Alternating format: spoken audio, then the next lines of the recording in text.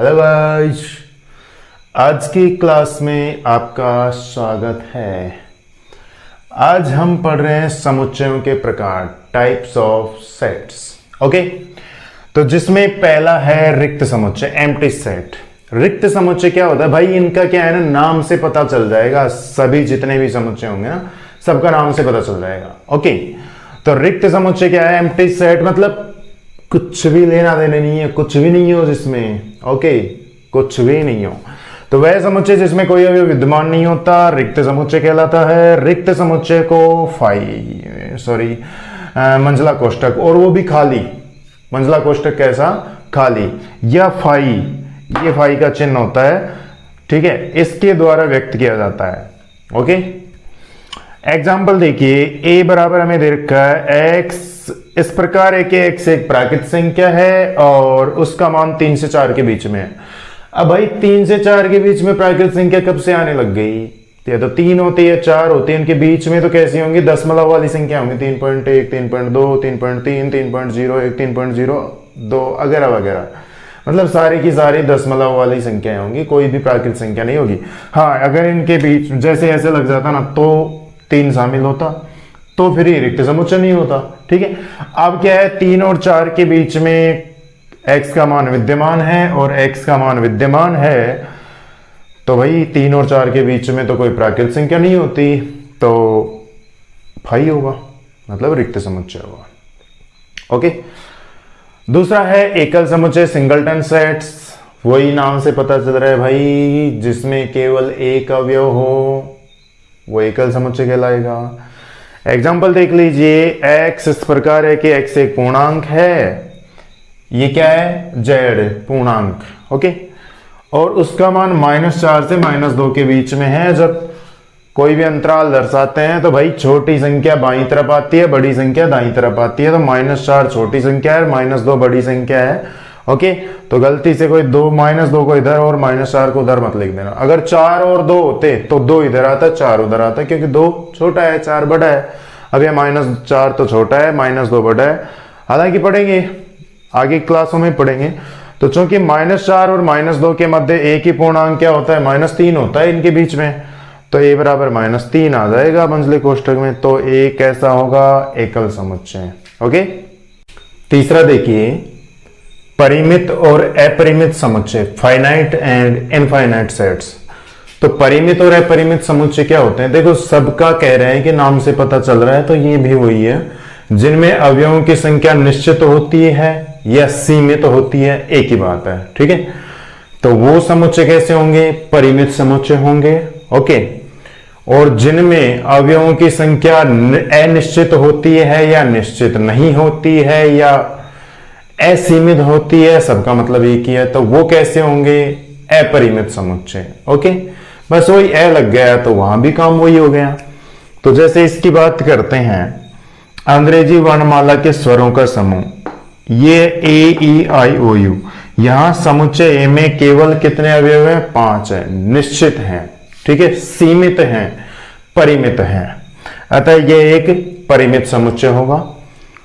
Note, ये विशेष तौर से ध्यान रखना कि रिक्त समुच्चय फाई परिमित समुच्चय होता है। ओके, फिर बात करते हैं परिमित समुच्चय की। तो वही बात अभी बात कर लिए थे कि ऐसे समुच्चय जिनमें अवयवों की संख्या अनिश्चित होती है, असीमित होती है, वो अपरिमित समुच्चय कहलाते हैं। अब अपरिमित समुच्चय की सुन लो बात, अपरिमित समुच्चय के अवयवों को रोस्टर रूप में लिखना संभव नहीं है, पूरे के पूरे अवयवों को। ठीक है, तो कैसे लिखा जाए फिर? या तो उनको समुच्चय निर्माण रूप में लिखिए, या फिर अगर आप रोस्टर रूप में लिखना चाह रहे हैं तो उनके विशेष गुण के द्वारा। अब विशेष प्रॉपर्टी क्या होती है कि जैसे भाई 3 के गुणज लिख रहे हैं, तो 3 के गुणज लिख रहे हैं तो 3, 6, 9, 12, 15, 18, 21 कहां तक लिखोगे? बहुत है, आगे आगे हजारों लाखों में पहुंचेंगे। तो लिखते जाओगे क्या? या तो उनके रोस्टर रूप में लिखो कि x = 3n, n क्या एक प्राकृत संख्या, और ठीक है, आगे बस छोड़ दो। या फिर उनको रोस्टर रूप में लिखिए। रोस्टर रूप में कैसे?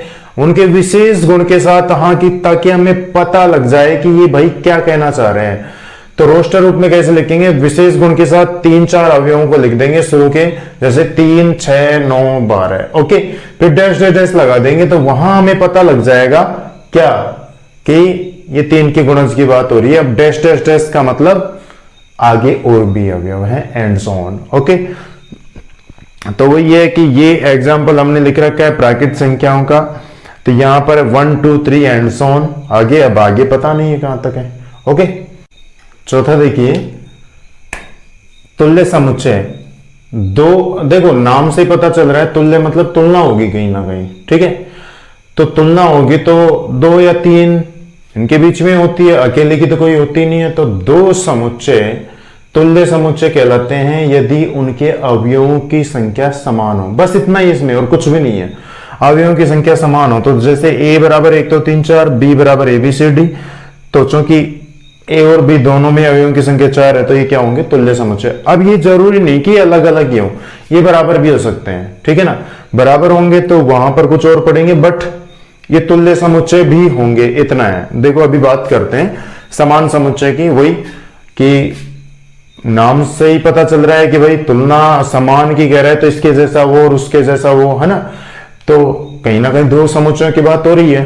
तो यदि समुच्चय A का प्रत्येक अवयव B में हो और B का प्रत्येक अवयव A में हो, ओके, A का प्रत्येक अवयव B में और B का प्रत्येक अवयव A में हो, तो A और B समान समुच्चय कहलाएंगे। ओके, इन समान समुच्चयों को बराबर लिखकर व्यक्त करते हैं। समान समुच्चयों को A बराबर B द्वारा लिखते हैं। जैसे A बराबर है AEIOU मान लिया, और B बराबर X, इसी को हमने क्या लिख लिया, समुच्चय निर्माण रूप में लिख लिया। तो X अंग्रेजी वर्णमाला का स्वर है। ओके, तो इसको अगर रोस्टर रूप में लिखेंगे तो AEIOU, तो चूंकि देखो A और B दोनों बराबर है, तो ये क्या होंगे, समान समुच्चय। तो एक बात क्लियर हो जाती है कि समान समुच्चय तुल्य समुच्चय भी होते हैं, लेकिन ऐसा जरूरी नहीं कि तुल्य समुच्चय भी समान समुच्चय होंगे। ओके, तो ये थी भाई समुच्चयों के प्रकार। इसके बाद हम अभी इसी क्लास में, तो हम एक्सरसाइज नंबर 1.2 शुरू कर रहे हैं, जिसका पहला क्वेश्चन है, लिखूंगा नहीं यहां पर, आप बुक में देख लेना, यहां पर केवल मैं सॉल्यूशन बताऊंगा, ठीक है। तो पहला क्वेश्चन है, निम्नलिखित में से कौन से रिक्त समुच्चय के उदाहरण है। पहला क्वेश्चन, आप बुक लेकर बैठिएगा। ओके, तो उसमें है 2 से भाज्य विषम प्राकृत संख्याओं का समुच्चय। भाई 2 से भाज्य विषम प्राकृत संख्या, ये कौन सा मतलब आ गया, कोई भी विषम संख्या 2 से भाज्य हो सकती है क्या, ऐसा संभव ही नहीं है। मतलब ऐसी कोई भी संख्या नहीं होगी जो 2 से भाज्य होगी, और वो कैसी होगी, विषम, है ना। तो ऐसी कोई भी विषम संख्या नहीं है जो 2 से भाज्य हो, अतः ये रिक्त समुच्चय होगा। ओके, सेकंड पार्ट है इसी का, सम अभाज्य संख्याओं का समुच्चय। भाई सम अभाज्य संख्याओं का समुच्चय, सम अभाज्य संख्या 2 होती है, तो ये कोई रिक्त समुच्चय नहीं होगा। ओके, थर्ड पार्ट है, x एक प्राकृत संख्या है और किस प्रकार है, 5 से छोटी 7 से बड़ी। अरे यार खूब मजे ले रहा है भाई। ऐसा हो सकता है कि भाई जैसे देखो 5 से छोटे 7 से बड़ी, आप लोग हो, ठीक है, आपके घर में पापा भी होंगे, है ना, और दादाजी भी होंगे, है ना। तो ऐसा हो सकता है कि आप पापा से तो छोटे हो और दादाजी से बड़े हो। हाँ बिल्कुल, ये यही कह रहा है क्वेश्चन कि भाई 5 से तो छोटा हो और 7 से बड़ा हो। ऐसा हो सकता है कि 5 को एक पिताजी की उम्र का मान लो 50 साल और 7 को 70 साल का मान लो, ठीक है। तो कोई भाई आपकी उम्र जितनी भी हो, है ना, 14, 15, 18, 20 जो भी है, ओके, तो आप पापा से तो छोटे हैं, लेकिन क्या दादाजी से बड़े हो सकते हैं? नहीं, ऐसा संभव ही नहीं है। तो ये यही कह रहा है भाई 5 से तो छोटे और साथ ही साथ 7 से बड़े हो, ऐसा संभव नहीं है। तो ये रिक्त समुच्चय होगा। ओके, फोर्थ पार्ट है, किन्हीं भी 2 समांतर रेखाओं का अभिनिष्ट बिंदु y, संभव ही नहीं है। 2 समांतर रेखाएं भाई, उभयनिष्ठ बिंदु का मतलब वो एक जगह प्रतिच्छेद करती है, एक जगह काटती है, एक जगह मिलती हो। तो समांतर रेखाएं कभी मिल सकती हैं क्या? नहीं, कभी मिल ही नहीं सकती, उनका कोई उभयनिष्ठ बिंदु होता ही नहीं है। उभयनिष्ठ बिंदु तभी होगा जब वो प्रतिच्छेद करेंगे तो समांतर नहीं होंगे। और ये कह रहा है कि समांतर है, तो समांतर है तो भाई कोई उपनिष्ठ बिंदु नहीं होगा, अतः ये भी एक रिक्त समुच्चय होगा। ओके, क्वेश्चन नंबर 2 है, निम्नलिखित समुच्चय में से कौन से परिमित और अपरिमित है? पहला है वर्ष के महीनों का समूह, ठीक है, वर्ष के महीनों का समुच्चय। अब भाई वर्ष के महीनों का समुच्चय परिमित ये है, 12 महीने होते हैं, कोई सोचने की बात ही नहीं है। दूसरा है 1 2 3 एंड सोन का अभी बताया था आपको, अपरिमित होता है। ओके, कि आगे पता नहीं और कितनी संख्या है। थर्ड पार्ट है 1 2 3 एंड सोन 9900, ये लास्ट 100 दे रखा है, तो इसमें गलत में मत पाल लेना, गलती मत कर देना कि एंड सोन सर ने बताया था एंड सोन है तो परिमित है। एंड सोन का मतलब और आगे पता नहीं कहां तक है, लेकिन इसमें पता है 100 तक है इसमें। ये एंड सोन तो बीच की संख्याओं के लिए लिख रखा है कि 1 से लेकर 100 तक गिनती, हमें पूरा पेज ही भर जाएगा, है ना। तो उनको बीच की संख्याओं को ना लिखने की सुविधा के लिए डैश डैश डैश लगा दिया, और कुछ भी नहीं है, संख्याएं तो 100 तक ही हैं, तो ये परिमित है। अगला क्वेश्चन है 100 से बड़े धन पूर्णांकों का समुच्चय। भाई 100 से बड़े धन पूर्णांक लिखते जाओ लिखते जाओ लिखते जाओ, अपरिमित है। 99 से छोटे अभाज्य धन पूर्णांकों का समुच्चय, 99 से छोटे अभाज्य धन पूर्णांकों का समुच्चय। तो भाई 99 से छोटे अभाज्य धन पूर्णांक 2 3 5 7 11 13 17 19, है ना। आगे भी लिखना है, इसमें डैश डैश डैश करके नहीं लिखे जाते, क्योंकि कोई विशेष नियम के द्वारा नहीं होते, है ना। तो पूरे लिखने हैं, पूरे लिखने हैं, जब भी एग्जाम में क्वेश्चन पूछा जाए तो पूरे लिखने हैं। फिर 19 के बाद 23, फिर 29, फिर 31, फिर 37, फिर, है ना, जो भी है आगे 41 43 47, जो भी और आगे। थर्ड क्वेश्चन देखिए, निम्नलिखित समुच्चय में से प्रत्येक के लिए बताइए कि कौन परिमित और अपरिमित है। पहला है एक्स अक्ष के समांतर रेखाओं का समुच्चय, अपरिमित है भाई। एक्स अक्ष के समांतर रेखाएं, ये एक्स अक्ष हो गया और ये वाई अक्ष हो गया। बनाते जाओ बनाते जाओ बनाते जाओ बनाते जाओ, समांतर ही होंगे सारे, इधर भी बना सकते हो, अपरिमित होगा भाई, और कुछ भी नहीं है, ज्यादा सोचने की बात ही नहीं है। नेक्स्ट क्वेश्चन है अंग्रेजी वर्णमाला के अक्षरों का समुच्चय है भाई, ये तो 26 आते हैं, परिमित होगा। उन संख्याओं का समुच्चय जो 5 के गुणज है, परिमित होगा। यार कहां तक बोलते जाओ बोलते जाओ बोलते जाओ। ओके भाई, और क्या है पृथ्वी पर रहने वाले जानवरों का समुच्चय, निश्चित ही है। अब हो सकता है उनकी गिनती जो बहुत ज्यादा हो, करोड़ों अरबों खरबों, कितनी भी हो भाई, वैसे ले मिलियन बिलियन ट्रिलियन जो भी है, बट निश्चित तो है ना यार, है ना। मूल बिंदु 0 से होकर जाने वाले वृत्तों का समुच्चय, भाई मूल बिंदु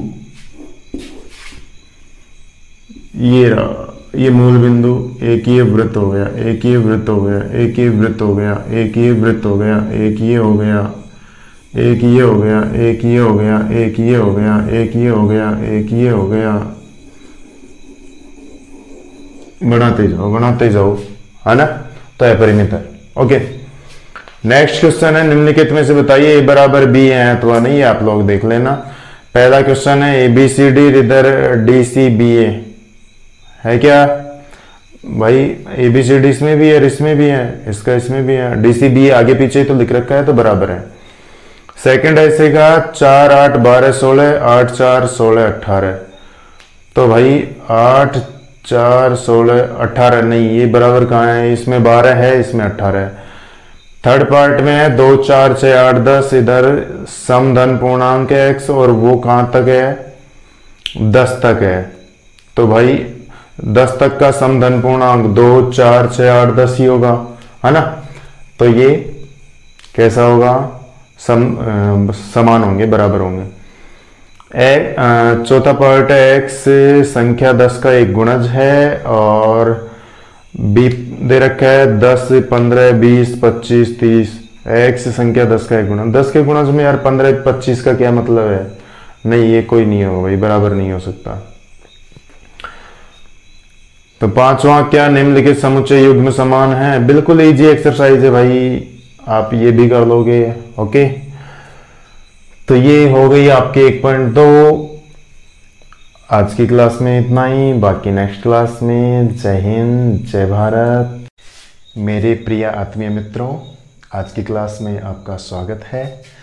आज हम पढ़ रहे हैं उपसमुच्चय के बारे में। ओके, उपसमुच्चय क्या होता है? मतलब नाम से पता चल रहा है कि समुच्चय का ही कुछ रूप होगा, और उप लग गया, इसका मतलब कुछ ना कुछ छोटा रूप होगा, है ना। तो उपसमुच्चय क्या होता है कि यदि ए का प्रत्येक अवयव बी में उपस्थित है, कोई भी दो समुच्चय ले लो, कैपिटल ए और कैपिटल बी, कोई भी दो समुच्चय ले ली, और ए का प्रत्येक अवयव बी में उपस्थित है, परंतु यह आवश्यक नहीं है कि बी का भी प्रत्येक अवयव ए में उपस्थित हो, तो ए बी का उपसमुच्चय कहलाता है। जैसे हम एक उदाहरण की बात करें, अपनी कक्षा के विद्यार्थियों का समूह, ओके, एक मान लो, ठीक, इसको कैपिटल ए मान लो थोड़ी देर के लिए, और अपने विद्यालय के विद्यार्थियों का समूह, इसको कैपिटल बी मान लो। अब अपनी कक्षा के जितने भी विद्यार्थी हैं वो अपने विद्यालय के भी विद्यार्थी हैं। आई बात समझ में भाई? अपनी कक्षा का हर एक विद्यार्थी अपने विद्यालय के विद्यार्थियों के समुच्चय में आता है, क्योंकि अपने कक्षा का हर एक विद्यार्थी अपने विद्यालय का भी विद्यार्थी है। चलो, लेकिन यह जरूरी नहीं कि हमारी विद्यालय का प्रत्येक विद्यार्थी अपनी कक्षा का हो, ऐसा तो जरूरी नहीं है। ओके, तो वही बात है, ए का प्रत्येक अवयव बी में उपस्थित हो, परंतु यह आवश्यक नहीं कि बी का प्रत्येक अवयव ए में भी हो। तो ए हां हो सकता है, परंतु आवश्यक नहीं है, ठीक है। ऐसा जरूरी भी नहीं है कि नहीं हो, ये कोई जरूरी नहीं है, हो सकता है, परंतु ये भी जरूरी नहीं कि हो ही हो, ठीक है। तो हम फिर से बात कर रहे हैं कि ए का प्रत्येक अवयव बी में उपस्थित हो और बी का प्रत्येक अवयव ए में उपस्थित हो, ऐसा आवश्यक नहीं है। तो ए बी का उपसमुच्चय कहलाएगा, ठीक। तो यहां हम बात कर रहे हैं, यदि दो समुच्चय ए तथा बी इस प्रकारों की समुच्चय ए का प्रत्येक अवयव समुच्चय बी में उपस्थित हो, परंतु यह आवश्यक नहीं है कि समुच्चय बी का प्रत्येक अवयव समुच्चय ए में उपस्थित हो, तब समुच्चय ए समुच्चय बी का उपसमुच्चय कहलाता है। इसे ये देखिए, ये कैसा चिन्ह है, ये उपसमुच्चय का चिन्ह है। इसको सी मत मान लीजिएगा, सी ये है, ठीक है। ये थोड़ा सा भाई, सी तो इतना हो जाता है ना, ये थोड़ा सा इसकी यहां से तो विड्थ कम कर दो और लेंथ थोड़ी सी बढ़ा दो। विड्थ तो कम रखो ऐसे, ठीक है, और लेंथ थोड़ी सी बढ़ा दो। तो ये ए सबसेट ऑफ बी, मतलब ए बी का उपसमुच्चय है। ओके, या ऐसे भी व्यक्त करते हैं, कई बुकों में ऐसे भी मिल जाएगा, नीचे इक्वल वाला, ठीक है। इससे प्रदर्शित किया जाता है। दूसरे शब्दों में यदि, अब इसका मतलब समझ लो आप, इसका मतलब समझ लो कि यदि ए बी का उपसमुच्चय है, यदि ए बी का उपसमुच्चय है, तो क्या होगा, कोई भी एक्स कोई भी अवयव है, ठीक है। x अगर a का अवयव है तो इसका तात्पर्य है कि x b का भी अवयव होगा। ये तात्पर्य, इसका मतलब क्या है, तात्पर्य मतलब मीनिंग, कि ऐसा है तो ऐसा भी होगा। कब?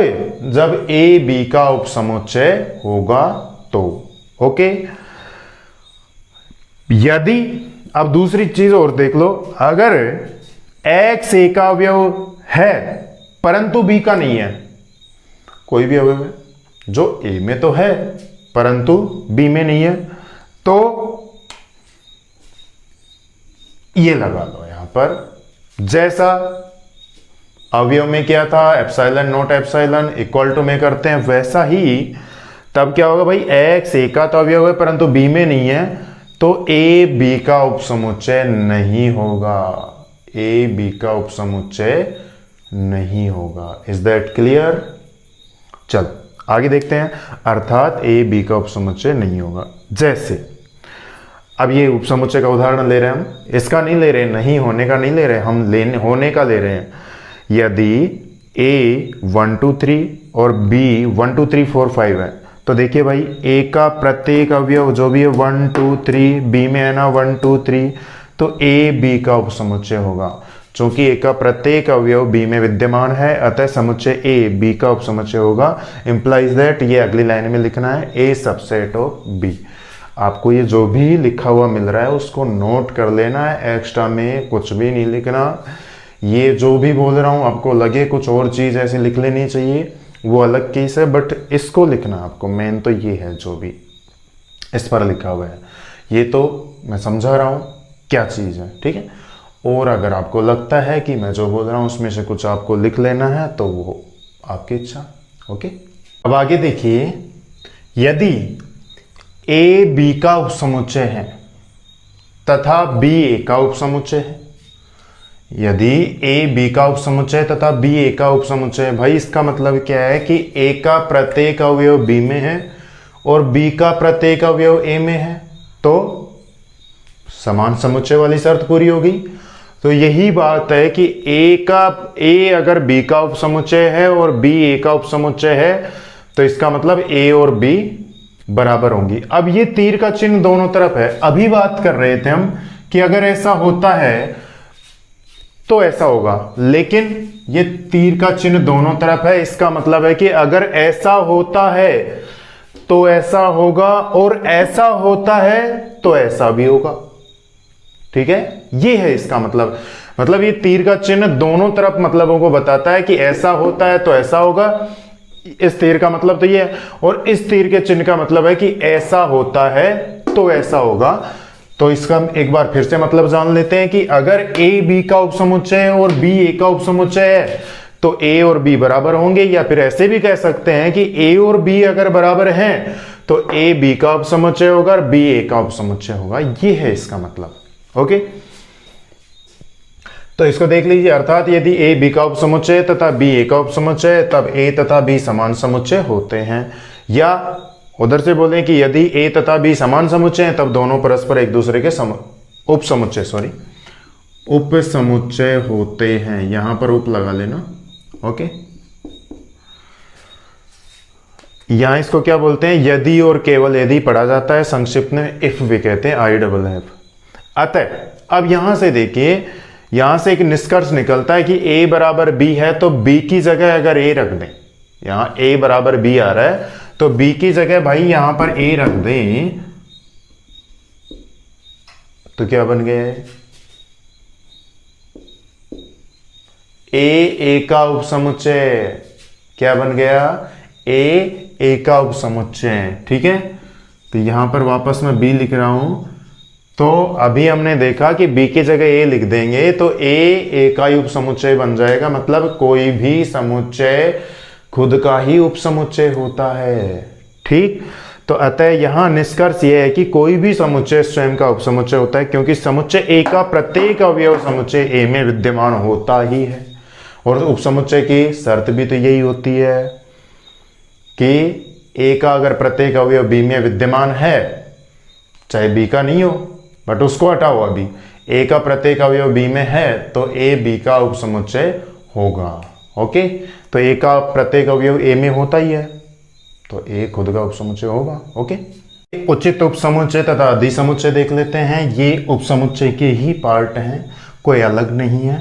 उचित उपसमुच्चय और अधिसमुच्चय क्या होते हैं कि अगर a b का उपसमुच्चय, देखो मैंने क्या कहा, उपसमुच्चय के ही पार्ट हैं, ठीक है। तो अगर a b का उपसमुच्चय है परंतु b में a से कम एक अवयव ज्यादा हो, क्या कहा मैंने, a b का उपसमुच्चय है परंतु b में a से कम एक अवयव ज्यादा हो तो a b का उचित उपसमुच्चय कहलाता है। ओके, हाँ, उपसमुच्चय तो होगा ही, ठीक है, इसमें कोई दो राय नहीं है कि सर ये उचित उपसमुच्चय क्या होगा फिर उपसमुच्चय नहीं होगा क्या। भाई उचित उपसमुच्चय है, उपसमुच्चय तो होगा ही, लेकिन उपसमुच्चय किस स्थिति में भी हो सकता है कि a b का उपसमुच्चय है लेकिन b में अवयव ज्यादा नहीं हो, बराबर भी, अभी जैसे किया था हमने, बराबर भी हो सकते हो, है ना।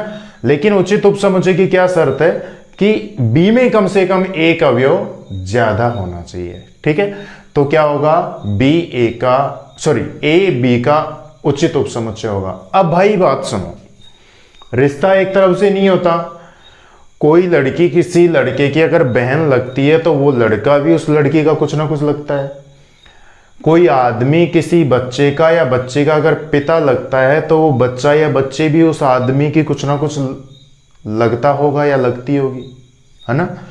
तो वही बात है, अगर ए बी का उचित उपसमुच्चय है तो बी ए का क्या कहलाएगा, बी ए का कहलाएगा अधिसमुच्चय। क्या कहलाएगा, अधिसमुच्चय, सुपरसेट। अधि मतलब उसमें एक अवयव, दो अवयव, मतलब ए से अधिक हो गए अवयव, अधि मतलब अधिक हो गए। ओके, तो फिर से बात कर लेते हैं। ए बी का उचित उपसमुच्चय कहलाएगा यदि बी में कम से कम एक अवयव ए से ज्यादा हो।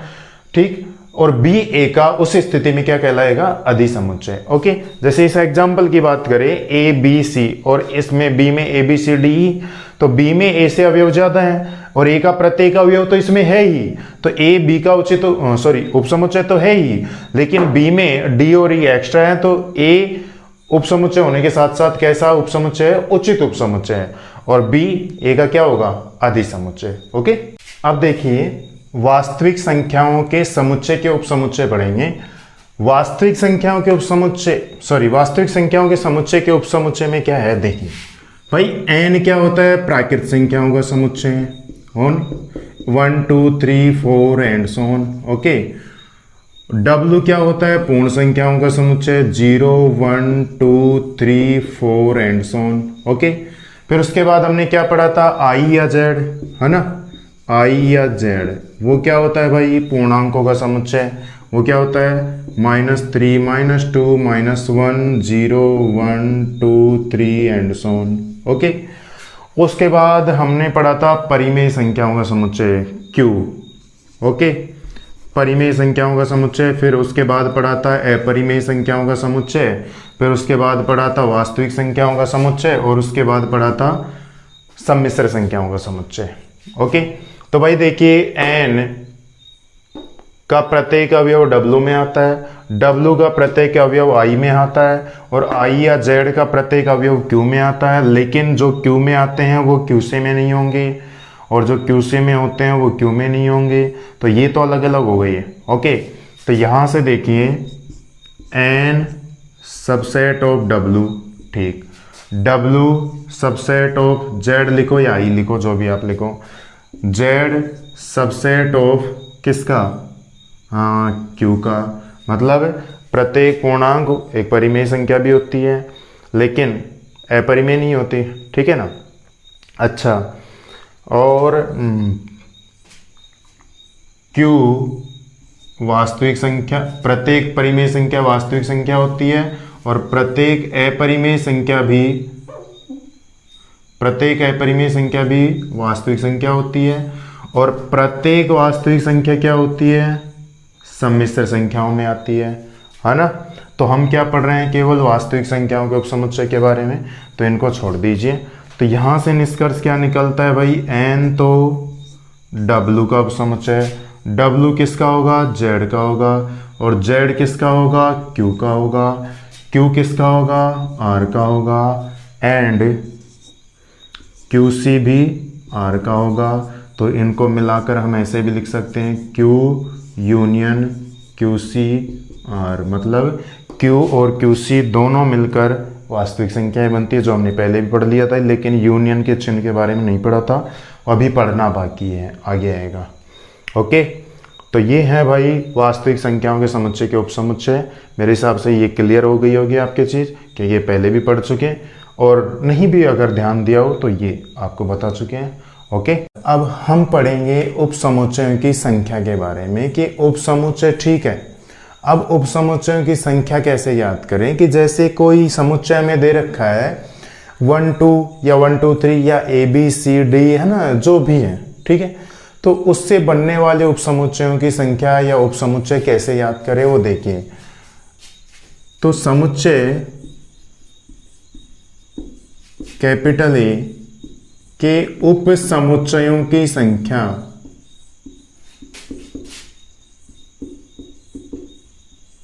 होती है 2 की पावर n।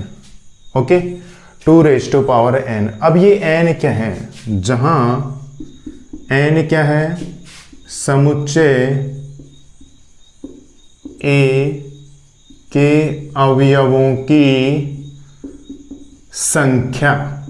ओके, समुच्चय a के उपसमुच्चयों की संख्या 2 की पावर n, जहां n क्या है, समुच्चय a के अवयवों की संख्या। तो देखिए कैसे होता है, जैसे हम एग्जाम्पल लें, a बराबर हमें दे रखा है a, तो यहां n a मतलब a में अवयवों की संख्या कितनी होगी, 1। ओके, तो चूंकि उप समुच्चयों की संख्या, भाई उप समुच्चयों की संख्या क्या होती है, 2⁻n। ओके, अब यहां n क्या है, अवयवों की संख्या, अवयवों की संख्या कितनी है, 1, तो क्या होगी 2⁻1 इक्वल टू 2। अब वो उप समुच्चय होंगे कौन से, ये तो ठीक है, होंगे कौन कौन से, तब a के उप समुच्चय,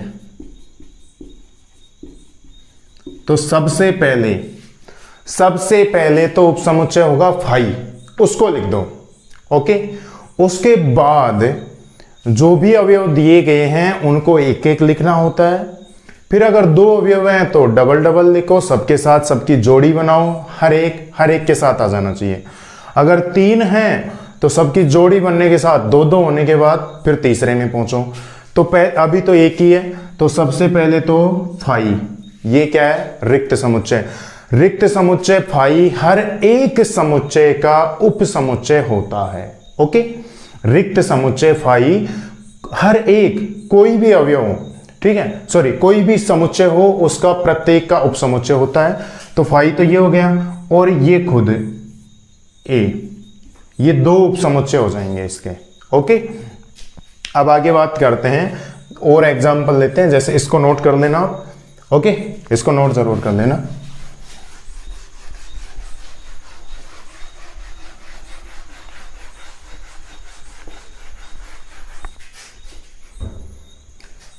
दूसरा एग्जाम्पल लें, जैसे a इक्वल टू हमें दे रखा है 1 2। ओके, तो यहां n a, भाई n a कितने होंगे, 2, a में अवयव कितने होंगे, 2 होंगे। ओके, तब a के उप समुच्चयों की संख्या बराबर 2 की पावर n बराबर 2 की पावर 2 बराबर 4, ये होंगे। ओके, ये है a के उप समुच्चयों की संख्या। अब आगे देखिए वो होंगे कौन कौन से, तब a के उप समुच्चय बराबर सबसे पहले तो फाई, उसके बाद एक अवयव, 1 आ गया, 2 आ गया, 2 ही अवयव हैं तो दोनों अलग अलग आ गए। उसके बाद इनकी जोड़ी पर चलो, मतलब 2-2 की लिखो। अब 2 ही अवयव थे, आ गए। ओके, बस काम खत्म। और अपने पास कितने उपसमुच्चय थे, 4, 1 2 3 4। ओके, तो ये थे भाई 2 अवयवों के लिए। ऐसे ही अगर 3 अवयव हों तो उसके लिए भी देख लेते हैं।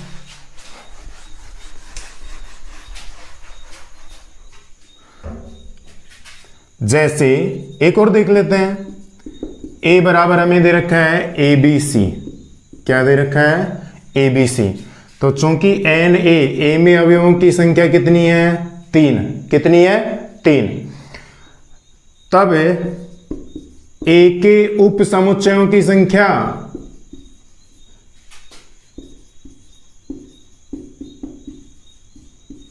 कितनी हो जाएगी, वही सूत्र, 2 की पावर n बराबर 2 की पावर 3 बराबर 8। अब वो होंगे कौन कौन से, तो a के उप समुच्चय भी देख लीजिए। उप समुच्चय a के कौन कौन से होंगे, सबसे पहले तो फाई, क्या होगा, फाई जरूर होगा। फिर क्या बताया था आपको कि एक एक को लिखो पहले अलग अलग, फिर सारे एक एक लिखने के बाद फिर डबल डबल पर आएंगे। ओके, फिर डबल डबल हो जाते हैं तो फिर ट्रिपल पर पहुंचेंगे। तो पहले तो एक एक लिखिए, ए बी सी, ओके, ये हो जाएंगे। फिर डबल पर आ जाओ, ए बी सी। अब डबल डबल में हर एक के साथ आ जाना चाहिए। ए बी के साथ आ गया और बी सी के साथ और ए के साथ, दोनों के साथ आ गया। अब ए और सी का भी बना लो, ए और सी, ठीक। अब डबल डबल में सारे आ गए, ए बी के साथ भी आ गया, सी के साथ भी आ गया, सी ए के साथ भी आ गया, बी के साथ भी आ गया, और बी ए के साथ भी आ गया, सी के साथ भी आ गया। ऐसे देखना है। उसके बाद ट्रिपल पर पहुंचो, ए बी सी। अब ये देख लीजिए कि ये उपसमुच्चय हो कितने गए भाई, 3 पर पहुंच गए। 3 नहीं है, ये है तो खत्म, इसके बाद बनेंगे भी नहीं। अब गिन लो, 1 2 3 4 5 6 7 8, ऐसे करके ये होती है भाई उपसमुच्चयों की संख्या। ओके, अब इसमें एक चीज और आती है, उचित उपसमुच्चयों की संख्या। क्या आती है? उचित उपसमुच्चयों की संख्या। तो भाई उचित उपसमुच्चयों की संख्या क्या होती है? उचित उपसमुच्चयों की संख्या बराबर होती है 2 की पावर n-1। क्या होती है? 2 की पावर n-1। अब ये 2 की पावर n तो चलो ठीक था, हमने याद कर रहे हैं, -1 कहां से हो गया? तो भाई देखो ये -1 क्या है? ये एक उपसमुच्चय कौन सा कम हो गया? उचित उपसमुच्चय क्या होता है? उचित उपसमुच्चय होता है कि एक का प्रत्येक अवयव बी में हो, लेकिन बी में ए से कम एक अवयव अधिक हो, तो ए बी का उचित उपसमुच्चय कहलाएगा। ठीक। अब ये भाई साहब, ये इतने उपसमुच्चय किसके थे? ये इसके उपसमुच्चय थे, ये इसके उपसमुच्चय थे। तो इनमें ऐसा कौन सा उपसमुच्चय है जो इसका उचित उपसमुच्चय नहीं है? वही कम है, ये जो -1 है ना, वही कम है। तो वो कौन सा है? वो ये रहा, क्योंकि ये इसका उपसमुच्चय तो है लेकिन उचित उपसमुच्चय नहीं है।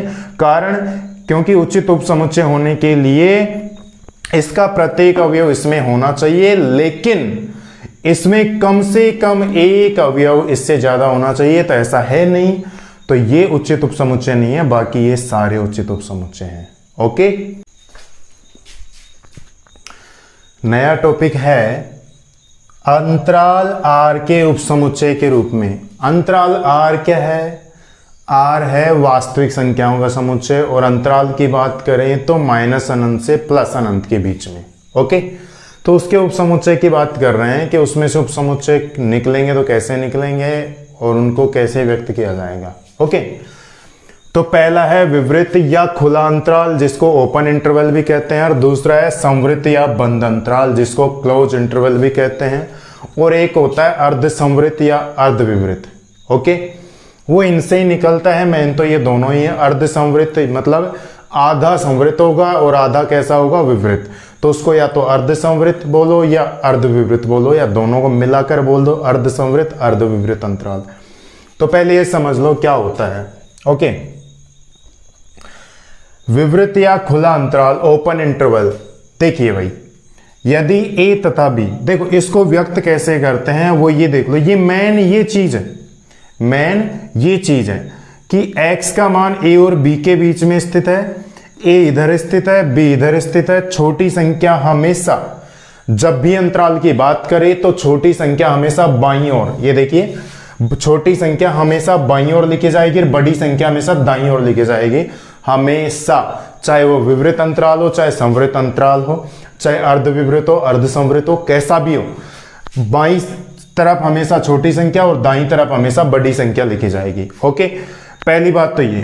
दूसरी बात, ये चिन्हों को देख लेना। ये चिन्ह कैसे हैं ये पिछले क्लासों में भी बता चुके हैं हम, कि जिधर बड़ा मुंह वो संख्या बड़ी और जिधर छोटा मुंह वो संख्या छोटी। तो इसमें x बड़ा होगा, a छोटा होगा, और b बड़ा होगा और x छोटा होगा। ठीक। उसके बाद अगर बात करें तो इन दोनों चिन्हों में क्या फर्क है? इन दोनों चिन्हों में यही फर्क है, देखो संख्याएं वही होंगी, a और b होंगी, चाहे संवृत हो और चाहे विवृत हो, हमेशा बाईं तरफ छोटी संख्या लिखी जाएगी, दाईं तरफ बड़ी संख्या लिखी जाएगी। अंतर केवल इसका है कि यहां पर इक्वल टू का चिन्ह नहीं लगा, यहां पर इक्वल टू का चिन्ह लगा हुआ है। ठीक। इसका मतलब क्या है? तो यदि a तथा b दो वास्तविक संख्याएं हैं, अब वास्तविक संख्याएं आप जानते हो कुछ भी हो सकते हैं, 1 2 3 -1 -2 -3 0 1/2 1/3 -1/2 -1/3 √2 √3 कुछ भी, ठीक है। वास्तविक संख्याएं इस प्रकार हैं कि a less than b, a का मान b से छोटा है या b का मान a से बड़ा बोल सकते हैं। तो वास्तविक संख्याओं का समुच्चय x सच दैट, क्या है, x सच दैट मतलब x इस प्रकार है कि x का मान a से बड़ा और b से छोटा इनके बीच में लाइज करता है, इनके बीच में विद्यमान है। तो ये कैसा कहलाएगा, विवृत या खुला अंतराल कहलाता है। कैसा कहलाता है, विवृत या खुला अंतराल, ओके, जिसको इंग्लिश में क्या बोलते हैं, ओपन इंटरवल। इसको व्यक्त कैसे करते हैं, इसको व्यक्त करते हैं छोटे ब्रैकेट में। तो बाकायदा अपने क्वेश्चन भी होंगे, वो कैसे होंगे, समुच्चय के रूप में देगा और इसको अंतराल के रूप में व्यक्त करवाएगा, या फिर ऐसे भी दे सकता है, ठीक है, वो समुच्चय ऐसा भी हो सकता है, या अंतराल के रूप में देकर समुच्चय के रूप में लिखवा ले। तो समुच्चय के रूप में जब भी लिखें हमेशा x को क्या लेना है, r का एलिमेंट लेना है, x एक वास्तविक संख्या लेनी है हमेशा, जब तक कि क्वेश्चन में अदरवाइज और कुछ ना कहे, नहीं कहता है तो हमेशा क्या लेनी है, वास्तविक संख्या। तो इसे छोटे ब्रैकेट में और ये इधर बड़ा ब्रैकेट है, बस इसी का कमाल है यहां पर, और कुछ भी नहीं है। छोटा ब्रैकेट इसका मतलब क्या है, देखो यहां पर क्या मतलब था कि x का मान a से बड़ा है लेकिन बराबर नहीं, अगर ये लग जाता तो इसका मतलब बराबर भी होता, ओके। तो यहां पर बराबर नहीं है इस अंतराल में, अगर बराबर होगा तो वो वाला अंतराल हो जाएगा। तो इस अंतराल में बराबर नहीं है, तो x का मान केवल a से बड़ा है, b से छोटा है, इनके बराबर नहीं है। तो कैसा ब्रैकेट आएगा, छोटा ब्रैकेट आएगा। कैसा ब्रैकेट आएगा, छोटा ब्रैकेट आएगा। इस छोटे ब्रैकेट का मतलब क्या है कि x का मान a और b के बीच में तो है, x का मान a और b के बीच में है, लेकिन a और b के बराबर नहीं है, लेकिन a और b के बराबर नहीं है, ओके। इनको बोलते हैं हम टर्मिनल पॉइंट, अंत्य बिंदु। क्या बोलते हैं, a और b को अंत्य बिंदु बोलते हैं, चाहे आप अलग से लाइन लगाकर लिख लेना, एरो डाल के लिख लेना, यहां मैंने लिखा नहीं है। इनको बोलते हैं जहां a तथा b अंत्य बिंदु, कौन से बिंदु, अंत्य बिंदु कहलाते हैं, ओके। कैसे बिंदु कहलाते हैं, अंत्य बिंदु, ओके,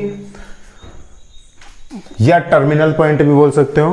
तो इसे छोटे ब्रैकेट में, इसका मतलब ही यही होता है, छोटे ब्रैकेट का मतलब कि इनके बीच की संख्याएं तो इसके मान में शामिल होंगी, लेकिन ये जो अंत्य बिंदु होते हैं, टर्मिनल पॉइंट होते हैं, ये मानों में शामिल नहीं होते, द्वारा व्यक्त किया जाता है। यहां इसका तात्पर्य है कि x का मान a तथा b के मध्य स्थित है, परंतु a तथा b के बराबर नहीं, इस चीज का ध्यान रखना। इसको वास्तविक संख्या रेखा पर प्रदर्शित कैसे करते हैं, ये देखो एक वास्तविक संख्या रेखा बना दी, दाईं तरफ हमेशा मान बड़े होते हैं, इधर प्लस इन्फिनिटी, और बाईं तरफ हमेशा मान छोटे होते हैं, इधर माइनस इन्फिनिटी। इनके बीच में कोई भी दो संख्याएं a और b ले ली, a को हमने छोटा लिया है तो इधर लेंगे, b को हमने बड़ा लिया है तो इधर लेंगे। भाई जब निर्देशांक दर्शाते हैं तो देखिए इधर 1 2 3 ऐसे, और इधर -1 -2, है ना। तो ये वही है, यहां पर दाईं तरफ हमेशा बड़ी संख्याएं और बाईं तरफ छोटी संख्याएं लिखी जाती हैं। तो a छोटा है इधर लिख दिया, b इधर छोटा है, ठीक, सॉरी इधर बड़ा है तो इधर लिख दिया।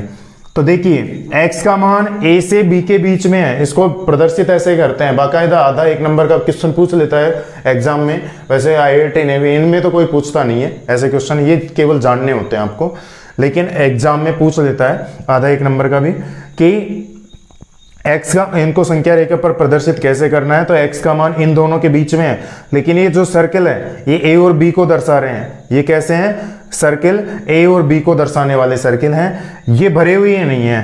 कैसे हैं, एम्प्टी सर्किल है, खाली हैं बिल्कुल। तो यहाँ पर x का मान a और b के बराबर नहीं है, इनके बीच में होगा, ये है इसका मतलब, ओके। अब दूसरा है संवृत या बंद अंतराल, संवृत या बंद अंतराल या क्लोज्ड इंटरवल। इसको क्या, इसका मतलब क्या है, यदि वही a तथा b दो वास्तविक संख्या इस प्रकार है कि a का मान b से छोटा है, तो वास्तविक संख्याओं का समुच्चय, क्या, वास्तविक संख्याओं का समुच्चय, ये वही कैसा है, वास्तविक संख्याओं का समुच्चय, लेकिन चिन्ह का फर्क है बस। भाई x सच दैट, x इस प्रकार है कि x का मान a से बड़ा या बराबर और b से छोटा या बराबर, ये इक्वल टू लग गया, इसका मतलब ए और बी के बराबर भी है और बराबर है, इसका मतलब इनके भाई बड़ा या छोटा इनके बीच के मान तो शामिल होंगे ही होंगे, लेकिन इनके बराबर भी होगा। तो ये कैसा अंतराल कहलाता है? संवृत या बंदर अंतराल। इसे ये तो समुच्चय, इसको अंतराल के रूप में ऐसे व्यक्त किया जाता है बड़ा ब्रैकेट लेकर। कैसे व्यक्त किया जाता है? बड़ा ब्रैकेट लेकर, इधर भी बड़ा इधर भी बड़ा। ओके, अब देख रही अर्ध संवृत या अर्ध विवृत, इसी में समझ लेते हैं, यह बात भी कर लेंगे हम, लेकिन अलग से नहीं पढ़ेंगे। तो अर्ध संवृत और अर्ध विवृत, ये अगर ऐसा होता तो ये चिन्ह ऐसा होता। इसका मतलब क्या होता कि ए का मान शामिल नहीं है, बी का मान शामिल है और इनके बीच में तो है ही। ओके, लेकिन अभी ये ऐसा है तो हम इसको ऐसा ही रखेंगे। इसको इसके द्वारा, मतलब ये तो समुच्चय है, ये अंतराल रूप है। अगर अंतराल रूप में देता है समुच्चय के रूप में व्यक्त करवाए तो ऐसे करना है, और अगर समुच्चय के रूप में देता है अंतराल के रूप में व्यक्त करवाए तो ऐसे करना है। इसे इसके द्वारा व्यक्त किया जाता है। यहां इसका तात्पर्य है कि x का मान a तथा b के मध्य स्थित है, जबकि a तथा b के बराबर भी है। वास्तविक संख्या रेखा पर प्रदर्शित कैसे करते हैं वो देखिए। ये माइनस अनंत, ये प्लस अनंत, पूरी वास्तविक संख्याएं हो गई। ये a छोटी संख्या बाईं तरफ, b बड़ी संख्या दाईं तरफ। x का मान a और b के बीच में तो होगा ही होगा, और इनके बराबर भी है, तो इनको भी हमने क्लोज मतलब भर दिया है। ओके, तो a और b के बराबर भी होगा। ये है अंतराल r के उपसमुच्चय के रूप में। ओके, अब अर्ध संवृत या अर्ध विवृत के बारे में पढ़ लेते हैं, थोड़ा सा जान लेते हैं कि होता क्या है। देखिए,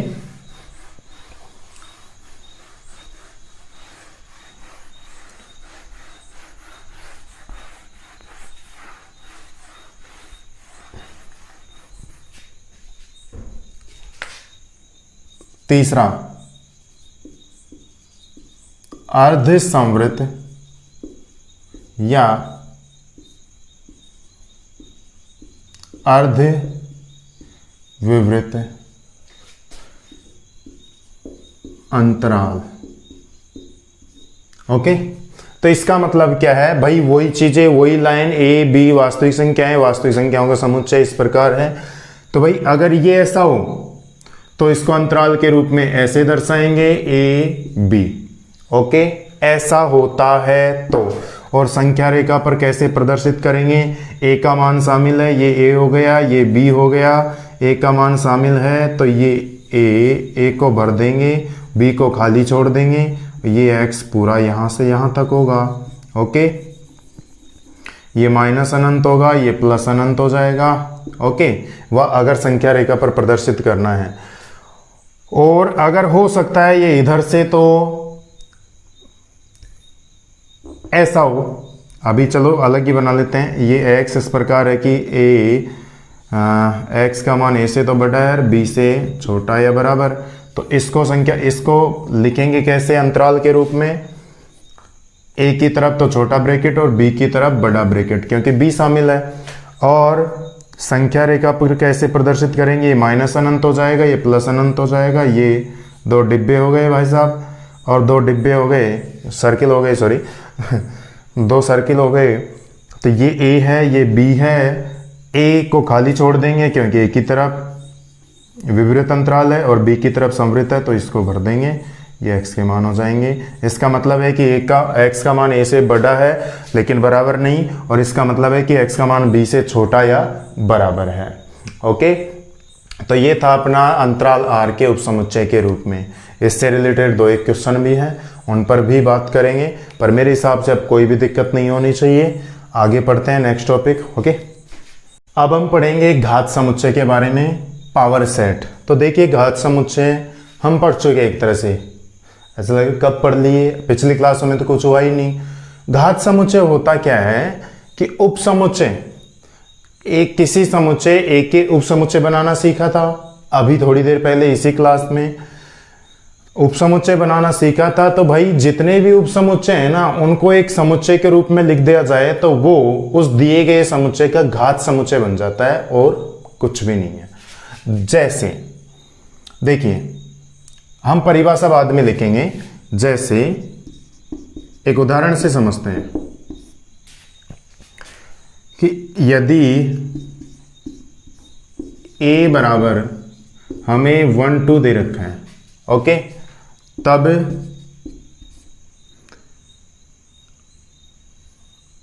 एन ए कितने हैं भाई 2, इसलिए ए के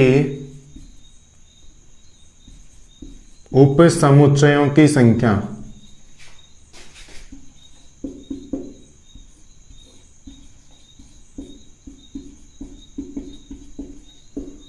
कितनी होगी 2 की पावर n बराबर 2 की पावर 2 2 की पावर 2 बराबर 4, और वो कौन कौन से होंगे, तब ए के उप समुच्चय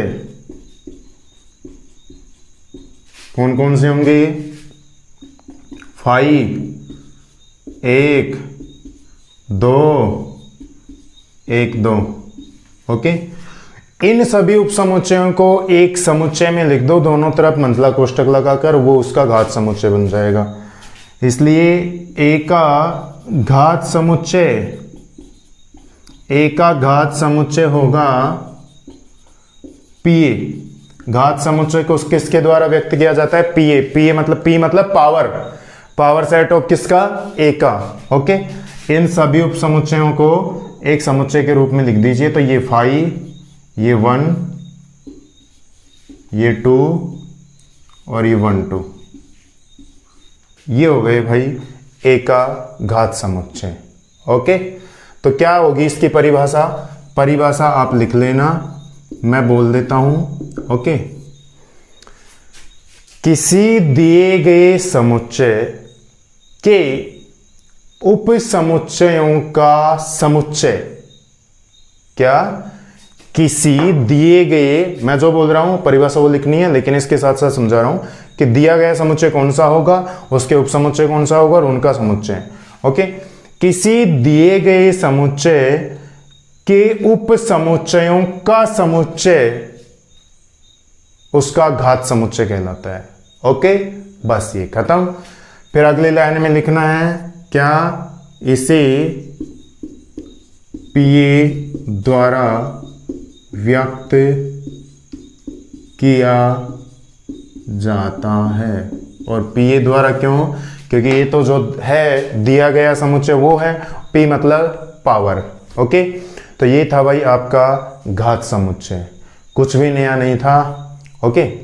अब हम पढ़ रहे हैं सार्वत्रिक समुच्चय। सार्वत्रिक समुच्चय क्या होता है, यूनिवर्सल सेट, मतलब क्या है, इसका नाम से पता चल रहा है कि यूनिवर्सल, सार्वत्रिक मतलब सभी के लिए, कि सार्वत्रिक सत्य के लिए, मेन वर्क की फर्स्ट फॉर्म, यूनिवर्सल ट्रुथ के लिए, है ना, कि sun rises in the east, rises, है ना, या dog walk said the stranger, main verb की फर्स्ट फॉर्म।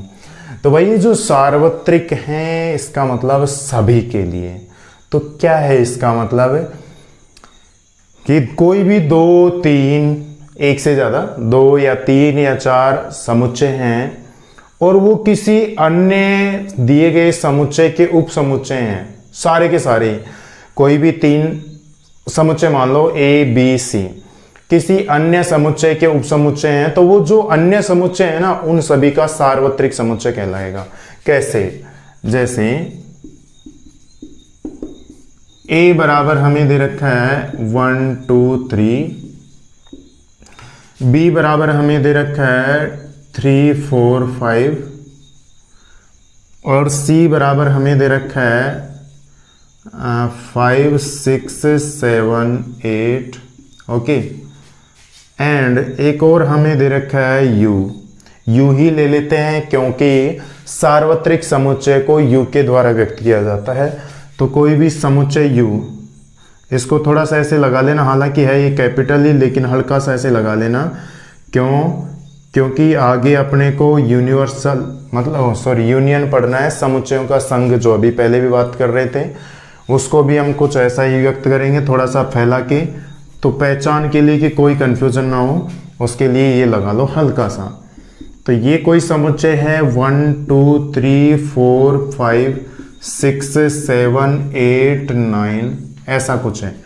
तो देखिए भाई, ए का प्रत्येक अवयव इसमें है, बी का प्रत्येक अवयव इसमें है, सी का प्रत्येक अवयव इसमें है, मतलब implies that A subset of U, B also subset of U and C also subset of U. Okay, इसलिए समुच्चय U दिए गए समुच्चयों का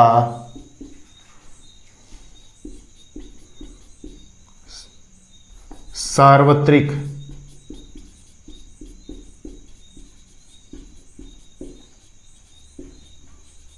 समुच्चय होगा।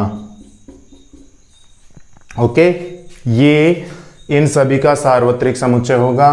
तो परिभाषाएं देखो, परिभाषाएं इनमें मैथ में तो कोई मतलब ही नहीं है। आपको ये चीज समझनी है, आपने जितने भी देखा हो, जितने भी क्लासों में हमने क्या है, परिभाषाएं इनको देखकर पहले इनको समझाया, उसके बाद परिभाषाएं बनाई है। तो परिभाषाएं जो डेफिनेशन है ना, डजेंट मैटर, वो इनसे ही बनती हैं।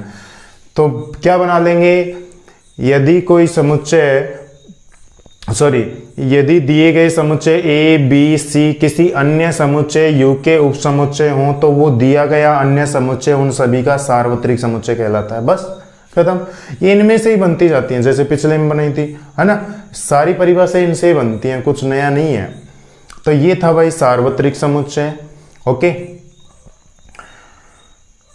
तो इस क्लास में तो भाई इतना ही, मतलब नोट्स को लेकर। तो अब हम शुरू कर रहे हैं एक्सरसाइज नंबर नेक्स्ट जो भी है 1.3। ओके,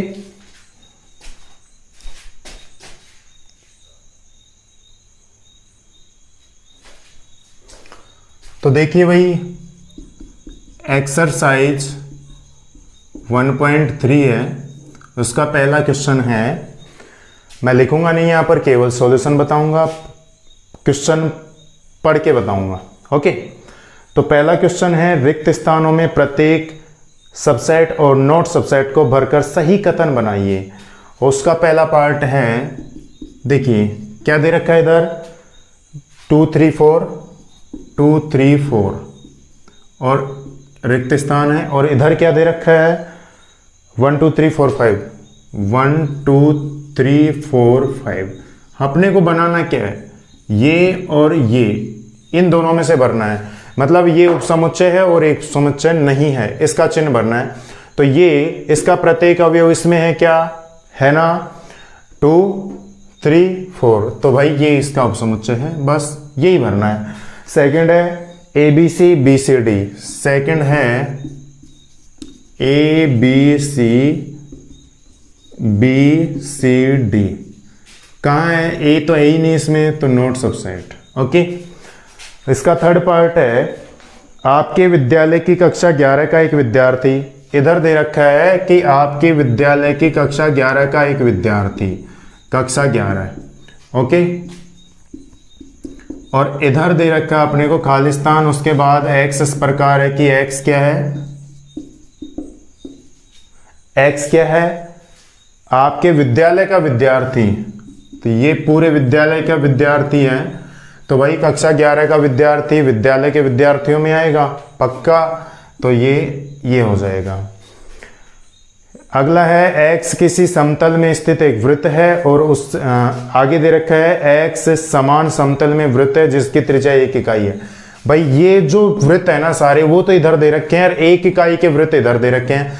तो जितने भी वृत्त हैं इनके किसी की त्रिज्या क्या हो सकती है, किसी की त्रिज्या क्या हो सकती है, 1 2 0.1 0.2 0.5 10 20 कुछ भी हो सकती है। तो क्या सारे वृत्त इकाई त्रिज्या वाले में आएंगे, नहीं, कोई मतलब ही नहीं है। अगर ये इकाई त्रिज्या वाला इधर देता और इधर बिना किसी त्रिज्या के वृत्त देता तो भाई उस वृत्त में तो सारे ही आएंगे कि कैसी भी त्रिज्या हो। ओके, उससे अगला है किसी समतल x इस प्रकार है कि x किसी समतल में स्थित एक त्रिभुज है।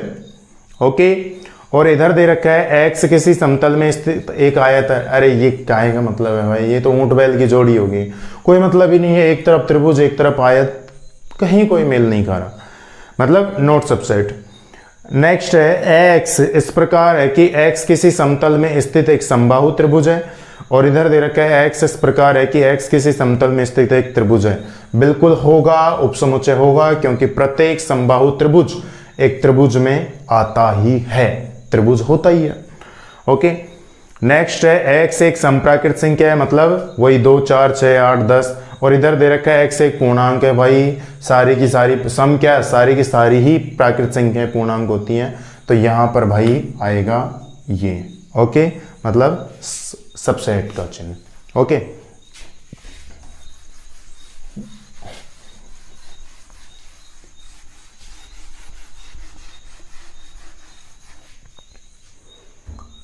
नेक्स्ट क्वेश्चन है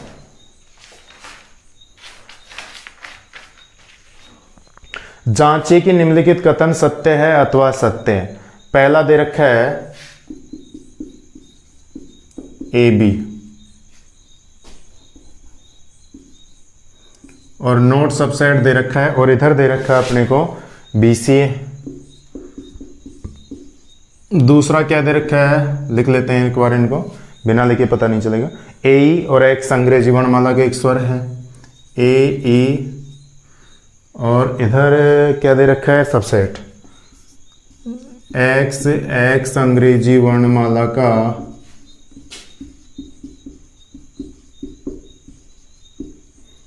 एक स्वर है।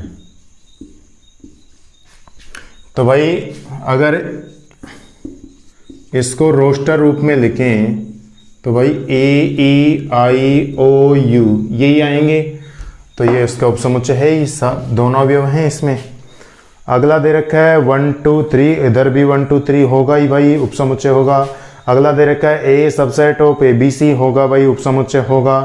अगला दे रखा है ए मंझले कोष्ठक में, भाई देखिए 5वां में दे रखा है ए, और इधर अवयव ये ए बी सी। भाई नहीं, ये क्या है उपसमुच्चय, और ये चिन्ह किसका है, अवयव का, है ना। तो ये भाई ऐसा होता तो मतलब होता, फिर अगर ऐसा रखते हो तो ऐसा होता तो मतलब होता, है ना। तो ये क्या है भाई, गलत है, ये अवयव थोड़ी है इसका, उपसमुच्चय है, तो इसलिए गलत है। ओके, असत्य है। आगे क्या दे रखा है, एक्स संख्या 6 से कम एक संप्राकृत संख्या है, तो इसको मैं सीधा रोस्टर रूप में लिख रहा हूँ, 1 2 3 4 5, 6 से कम एक क्या है, संप्राकृत संख्या, सॉरी संप्राकृत संख्या 2 और 4, और इधर दे रखा हमें सबसेट ऑफ एक्स इस प्रकार है कि एक्स एक प्राकृत संख्या है जो संख्या 36 को विभाजित करती है। तो 36 को विभाजित करने वाली कैसी चाहिए, प्राकृत संख्या। तो 1 2 3 4 6 9 12, उसके बाद कितना 18, फिर 36 खुद हो जाएगा। तो ये प्रत्येक अवयव उसमें है, इसका मतलब सत्य है। ओके, नेक्स्ट क्वेश्चन देखिए।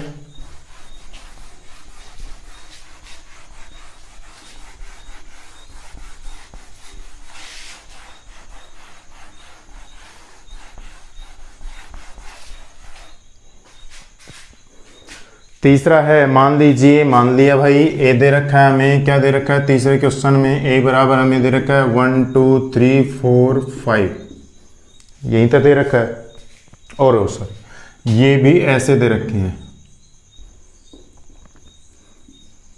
ऐसे दे रखा है। ओके, निम्नलिखित में से कौन सा कथन सही नहीं है। तो पहली बात ये देख लीजिए भाई, कंफर्म करने के लिए कि पहले इसमें अवयव कितने हैं। इसमें अवयव है 1 2 3 और 4, ये पूरा एक अवयव है। और ये मत कहना सर ये तो उपसमुच्चय है, ये समुच्चय के अंदर है, इसका मतलब अब ये इसके लिए समुच्चय का अवयव हो गया।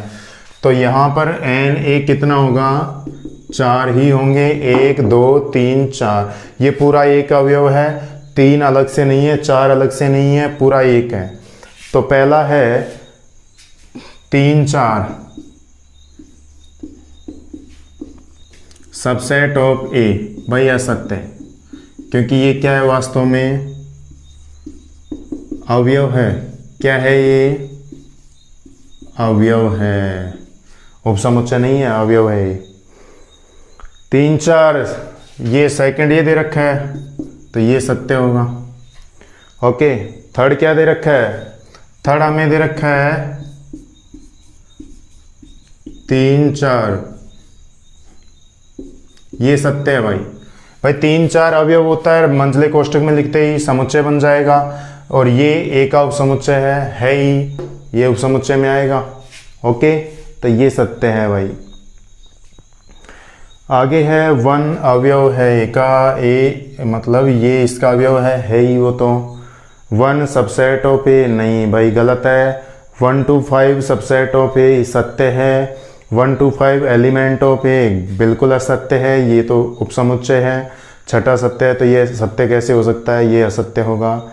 1 to 3, अरे ये दे रखा है भाई 8वां। 1 2 3 सबसेट ऑफ ए है ना, तो भाई 3 तो कोई अवयव ही नहीं है, तो ये गलत हो जाएगा भाई। और उसके बाद दे रखा है 5 सबसेट, सॉरी हमें 5 दे रखा है एलिमेंट ऑफ ए, भाई गलत है, ये क्या है, समुच्चय होता है, ठीक है। और ये समुच्चय है तो यहाँ पर उपसमुच्चय का चिन्ह आएगा, मतलब 5 प्रत्येक समुच्चय का उपसमुच्चय होता है, तो यहाँ पर उपसमुच्चय का चिन्ह आएगा भाई। ओके, फिर अगला दे रखा है, अगला यही दे रखा है 5 सबसेट ऑफ ए, भाई ये तो सत्य होगा, 5 उपसमुच्चय होगा। उससे अगला दे रखा है 5 सबसेट ऑफ ए, भाई 5 के आगे है ना मंझला कोष्ठक लगाने की ज़रूरत ही नहीं पड़ती है, अपने आप में उपसमुच्चय होता है। ओके, तो इसके आगे ये कोष्ठक ये मंझला वाला लगाने की कोई ज़रूरत नहीं होती, तो ये असत्य है। ओके, नेक्स्ट क्वेश्चन देखिए।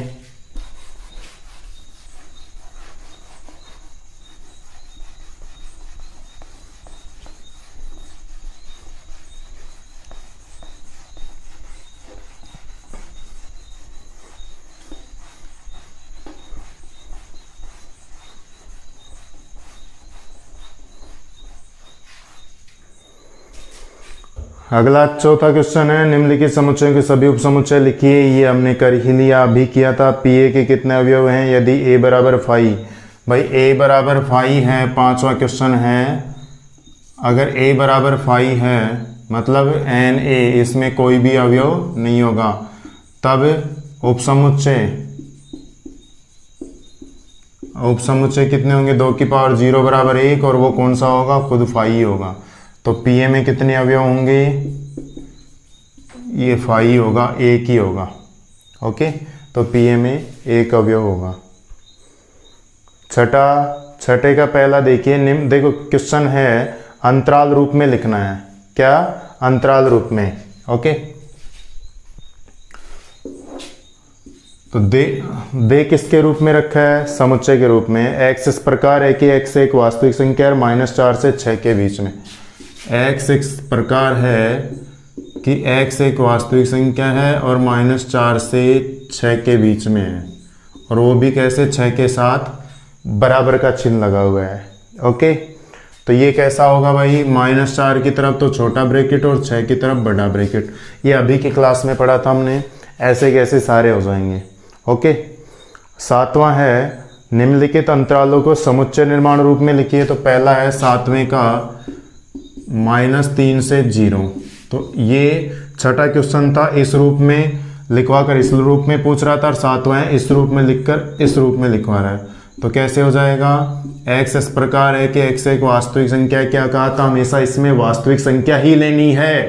कैसे लेनी है, वास्तविक संख्या ही लेनी है। ओके, x एक वास्तविक संख्या और उसका मान -3 से 0 के बीच में है, और छोटा ब्रैकेट है तो कहीं भी इक्वल टू नहीं आएगा, अगर जिधर भी बड़ा होगा उधर इक्वल टू आ जाएगा। ओके, 8वां है, निम्नलिखित में से प्रत्येक के लिए आप कौन सा सार्वत्रिक समुच्चय प्रस्तावित करेंगे।